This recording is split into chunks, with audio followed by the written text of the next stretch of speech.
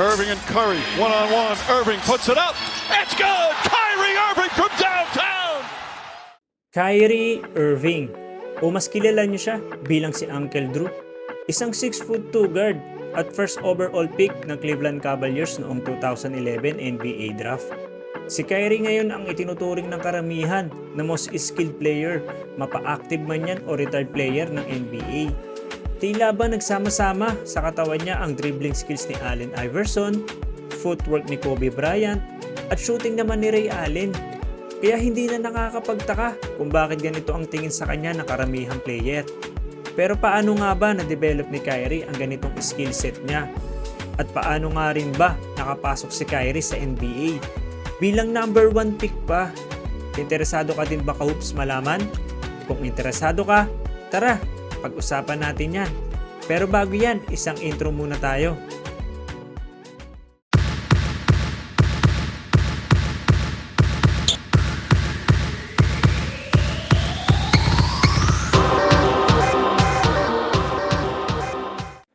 Si Kyrie ay pinanganak noong March 23, 1992 sa Melbourne, Australia.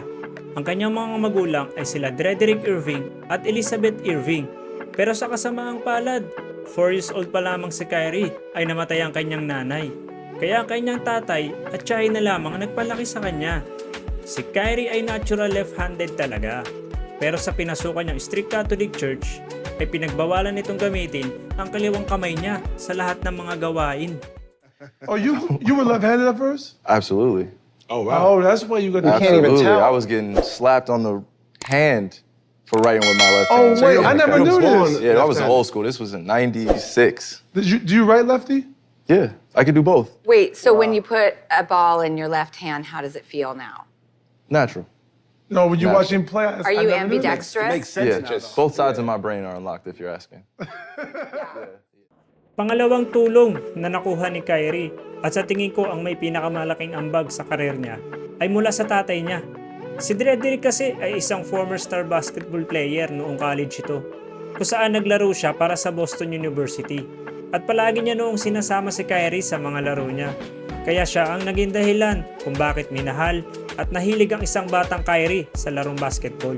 Kaya ang batang Kyrie noon ay nangako at isinulat pa niya sa dingding ng aparador niya na I am going to the NBA. Promise. You remember what you told me? If I could beat you, I could beat anybody. He's the reason I wear number 11. Noong 8th grade pa nga lang si Kyrie, alam niya na sa sarili niya na espesyal siya at kung ano kaya niyang gawin sa loob ng court. At agree naman dito ang kanyang ninong na si Rod Strickland, isang former NBA player at isa sa mga magagaling na gwardiya noong 90s. Pero ganun pa man, hindi naging madali ang pagpasok ni Kyrie sa NBA. Kasi sa freshman year niya, 5'7" lang ang height nito at nanggagaling pa sa Bewang Antira. Naglaro nga pala siya sa Montclair Kimberly Academy, kung saan ito ang pinaka-lowest division sa states nila. At ni isa sa kanilang roster ay walang tataas sa 6'1". Pero noong sophomore year naman ni Kyrie, tumangkad ito mula sa 5'7" to 5'10". 2 taon nga lang ang itinigil ni Kyrie sa Montclair Kimberly Academy at nag-transfer na ito sa St. Patrick's School, kung saan maliit pa din siya at may disproportion na pangangatawan. Kaya nga binansagan itong Squirrel Boy. Pero kahit ganun pa man, dito siya naumpisang mapansin ng mga college school.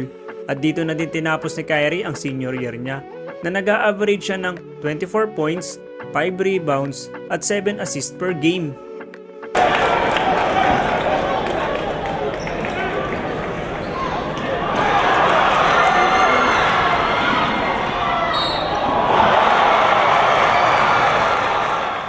After nga ng high school year ni Kyrie, nag-commit na ito sa Duke University noong 2009 para sa 2010 to 2011 basketball season under kay Coach K, kung saan sa 8 games pa nga lang niya, nag-a-average na ito ng 17.4 points, 5.1 assists, 3.8 rebounds at 1.5 steals per game. At naging contender pa siya bilang NCAA Freshman of the Year. Kaso sa kasamaang palad sa ika-9 na laro nito, nagtamo siya ng foot injury at nakabalik na lamang siya sa team niya noong nakapasok ang Duke sa Sweet 16. Na kung saan gumawa pa siya ng 28 points. Kaso tinalo pa din sila ng Arizona. At ito na din ang naging huling laro ni Kyrie para sa Duke. At nagpa-drop na nga siya noong 2011 sa NBA. the first pick in the 2011 NBA draft, the Cleveland Cavaliers will select Kyrie Irving from Duke University.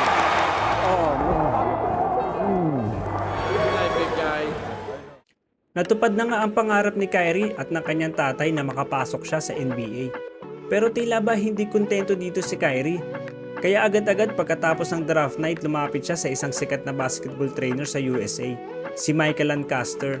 At isa sa mga sikat na naturuan nito ay walang iba kundi si The Flash, Dwayne Wade. Isa sa mga in-improve ni Lancaster kay Kyrie ang pagiging mas ambidextrous nito, kung saan poprotektahan ni Kyrie ang bola gamit ang offhand niya mula sa mga defender during penetration under the basket. Pero ang pinaka-pinagtuunan talaga nila ng pansin sa training ay ang footwork ni Kyrie, na kung saan kaya niya mag full stop para ibahin ang direksyon niya kapag sasalaksak. Para bang anime na akala mo didiretso papunta sa'yo, pero biglang kakaliwa pala o kakanan. Kaya talaga namang nakakamanghang panoorin sumalaksak ang nag-iisang Kyrie Irving, lalo na kapag naliling lang niya ang mga bumabantay sa kanya. It's not his handle, though. That's what people get it fucked up. It's not Kai's handle. It's Kai's footwork with his handle. Drop dribble between the legs twice. You know, has he pull? But he does it so much, like his feet would be ta-ta-ta-ta-ta-ta-ta-ta-ta-ta, stop. Skeet, skeet, skeet, skeet, stop. Skeet, has he pull? Like his emergency brakes. That motherfucker got, He pulls a parachute. Ooh, he got the best emergency brakes in the league. His ability to stop and start any given time he wants to, on a dime, a slow stop, off a drag stop, real fast stop. Like, he got some shit. Pansin nyo ba?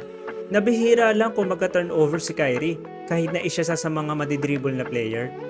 Dahil yan sa mga training na ginagawa niya. At isa na nga dito ay yung pagbalot ng bola ng plastic bag na ginaya pa niya sa isang former NBA player at 3-time All-Star na si Baron Davis. Sa documentary kasi na yun, kapag binalot mo yung bola ng plastic bag, ay mahihirapan kang kontrolin ito at masyado ding mahirap i-dribble. Kaya pala hindi basta-basta nawawala ang bola sa kamay ni Kyrie kahit pa masyadong mahigpit ang depensa sa kanya. Isa din sa mga ginagawa ni Kyrie na drill para hindi siya basta-basta nawawala sa rhythm o balanse ay ang pagdidribble nito ng dalawang bola habang nakatungtong din siya sa bola. At hindi lang yun, may isa pa siyang mahirap na drill na kung saan nagdidribble ito ng bola gamit lamang kada isa sa mga daliri niya. Pero hindi lang basta dribbling skills o tira sa labas mayroon si Kyrie. Mayroon din siyang craftiest layup package. Lumaki kasi si Kyrie na naglalaro na may sira ang backboard ng ring. Kaya inaral niya dito yung tamang pagpektos ng bola para kahit sa ang anggulo, mapakanan man yan o kaliwa, kayang-kaya niyang maipapasok ang bola.